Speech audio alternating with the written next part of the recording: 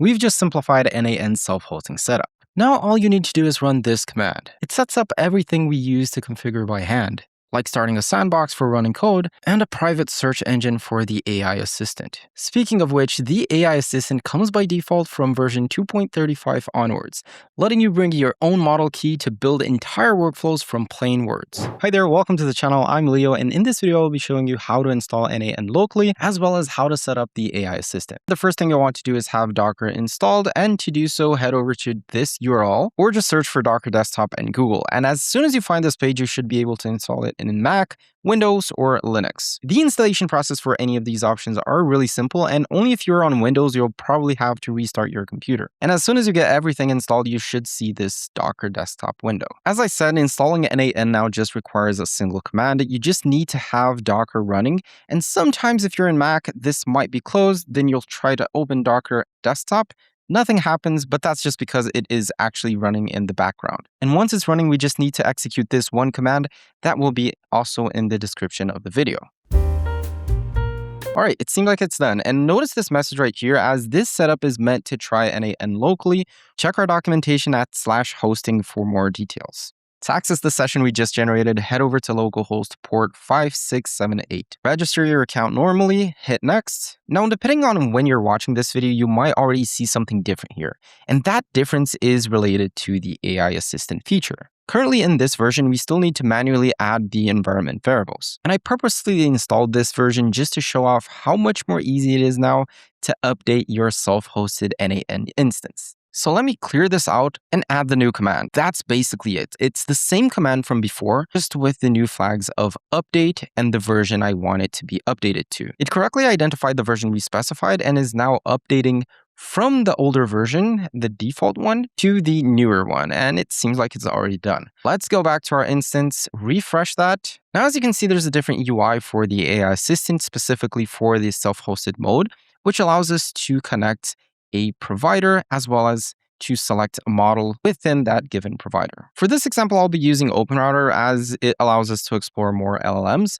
but basically you create an API key in this specific page. Once you have that API key, head back to the instance, select OpenRouter as the provider, add the API key here, and then select your model. And because we selected OpenRouter, there's a whole bunch of LLMs we could choose. Let's just go with Claude Opus 5 for now, hit continue, and soon enough, you should see a green message along with AI Assistant is now on for everyone on this instance. Let's hit start using AI Assistant. Now there's the chat again. And if you ever want to change the model, just head over to settings, then select AI Assistant. Here are all the configurations you can change along with the provider and model.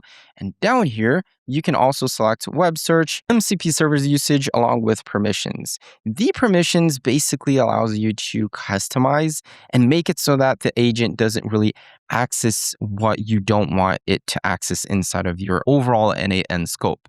For example, if you prefer it never deletes your workflows, head over to this toggle and select block. Now, some people will just prefer it to go along and do whatever it wants, so you'd want to select allow for the corresponding options. Now let's test the AI assistant with an example from the community. His prompt was build me an n8n workflow that checks for a specific website every few minutes for available driving lesson slots and sends me a WhatsApp message the moment one opens up. Let's just make our example a bit different. Liam has a page inside of n8n Creators where he posts some of his workflow templates. Let's make an automation to check every day to see if Liam posted a new workflow. And this is an example that can fit your specific use case, as it is generic enough for it to cover a lot of use cases where people want to track something specific from a specific website. My prompt is actually pretty vague, so build an n8n workflow that checks that specific website every day to see if Liam posted a new template. Let's hit enter and see what it builds for us. Because we didn't give it full access, it'll probably ask me permission to access these different tools. So let me select allow once. And if that's something that keeps bothering you and you're sure it's inside of a nice security scope, hit always allow so that the notification isn't that frequent. All right, so the first part of the process, it seems like it was understanding how it would fetch for the data I want.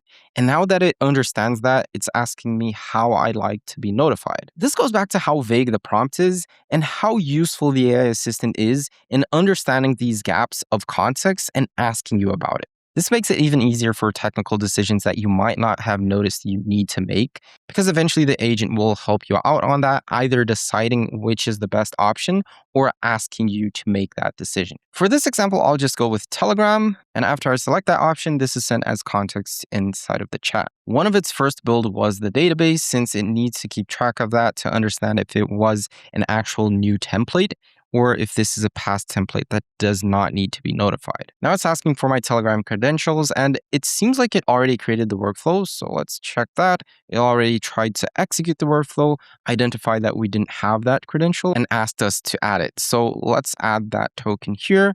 Let me hit save. Okay, now let's add the chat ID, hit apply, and we can even have it run a live test right now. Okay, it seems like it executed it, but there's nothing new, so it didn't really send anything to Telegram. But since we have access to the database, we could pretty much delete the last option. So let's hit delete and have it run the workflow again. All right, executing and sending it to Telegram. As you can see, as soon as we got that error, this became an option inside of the chat, which we can click on Fix with AI. That basically sends off context to what happened over to the LLM so that it works on a workflow and ensures it now works. And apparently the issue was on my end because I didn't start the Telegram bot, but now that it did, it sent us the notification with the link to the new template. And with that, I believe we're done with this video.